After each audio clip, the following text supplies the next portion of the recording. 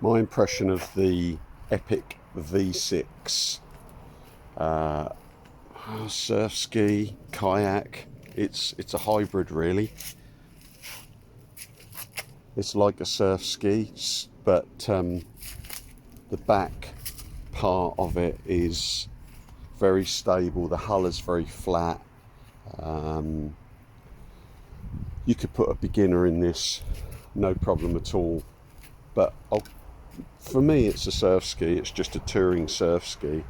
So it's got some deck lines which are nice and strong. It's got a big storage hatch on the front, and it's good in it's got these clamps that just the four go on, they hold it in place, and they are waterproof. So you've got flotation and storage at the front, and you've also got another great big storage area at the back, and those four clips go on, and that is properly sealed in place, locked down with a rubber seal, and that's good. Some bungees, deck bungees, and all of the bits where they go, they are quality sort of components. They're recessed as opposed to stand and proud on like they are on some boats.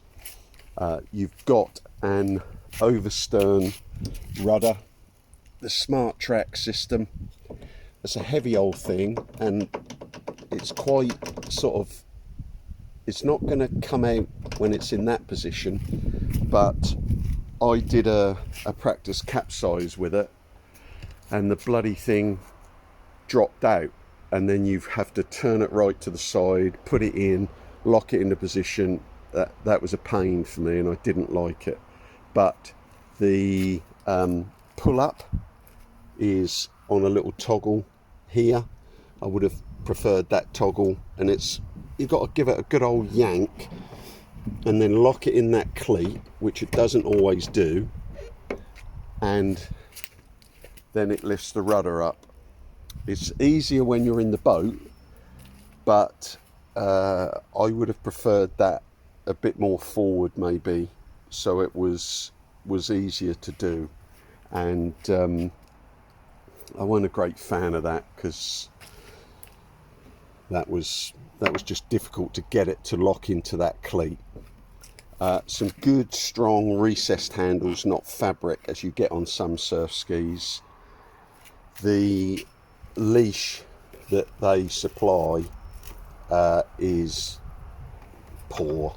It's not got swivel on it, poor quality, and that was black, but you can see the state of it, albeit, yeah, it's been out in the sun, but nah, cheap and nasty.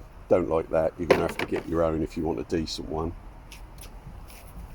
It's got a self-bailer that you kick open with your foot, and that will, you can sort of see the light coming through.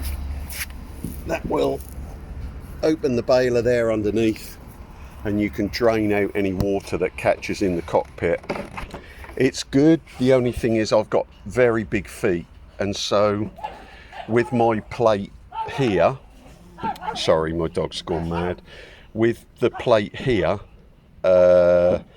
where I have it, and my feet being so big, I kept kicking it and opening the self-bailer, which is great when you're going along fairly quick, but this is a touring boat, and when I wasn't, it would just fill with water, and so that was a little bit annoying, but you know, I can live with that.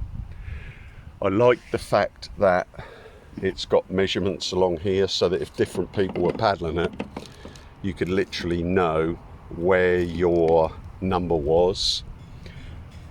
I liked the stuff, the grip mat that Epic put on the foot plate and the pedals. I don't like the fact that the pedals keep just falling down like that. They don't do it on any other ski I've paddled, but again, it's just a silly little thing. The adjustment is the normal way. You pull that piece of cord and then it slides along the rails either side. Where your feet go is much narrower than I've ever experienced in any ski, but I've only paddled Fen, Carbonology and Think, but certainly this boat my feet were locked in quite tight there, but like I say, I've got big feet. The bucket is very, very deep, so you properly sit right down deep in it. And sometimes when I'm on a long paddle, I like to lean back and stretch back out over the back deck of the boat, and I couldn't do it in this, or I found it very difficult to do it in this. You were dropped right down, and you know, the lower part of my spine was here, and so that was one thing not so great. Stability, I mean, super stable. You could go out in massive sea and wave with this. Nice looking thing, but my friend owns this and he bought it at the same time as me. We keep our boats, we live about 300 meters away from each other. We both keep them outside, and our boats sit in the sun. This boat has gone chalky.